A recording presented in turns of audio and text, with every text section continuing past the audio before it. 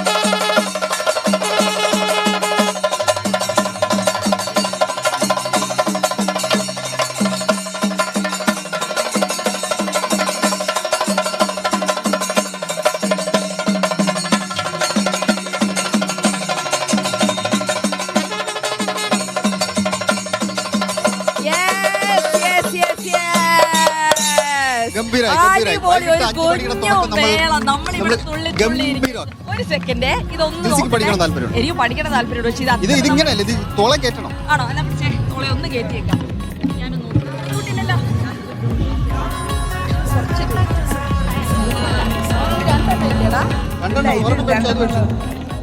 Okay, ready? Try ചെയ്യാം. പഠിപ്പിച്ചോ. ഒരെണ്ണം പറ്റുമോ?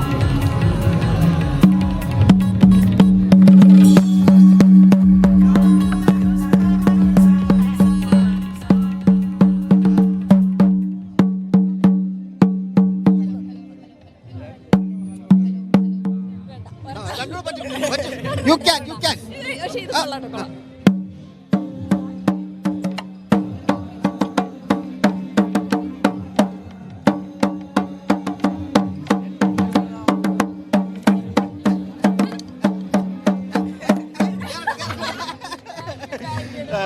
അങ്ങനെ ജിൽസി എന്ന മികച്ച ചെണ്ട കൊട്ടുകാരിയാണ്. ഞാൻ തീരുമാനിച്ചു, ചെണ്ട പഠിക്കാൻ തീരുമാനിച്ചു. അതെനിക്കുള്ളതാ. ചെണ്ട എനിക്ക് പഠിക്കാൻ പറ്റുന്നതാണ് കേട്ടോ. ഏതായാലും കൊള്ളാം.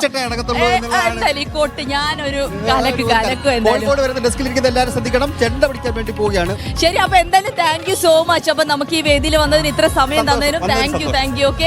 ഓക്കെ, ശരി. അപ്പൊ അങ്ങനെയാണ് നമ്മൾ കോഴിക്കോട് നടുവണ്ണൂർ സ്കൂളിലെ കുട്ടികളുടെ പെർഫോമൻസ് ആണ് കണ്ടത്. അപ്പോൾ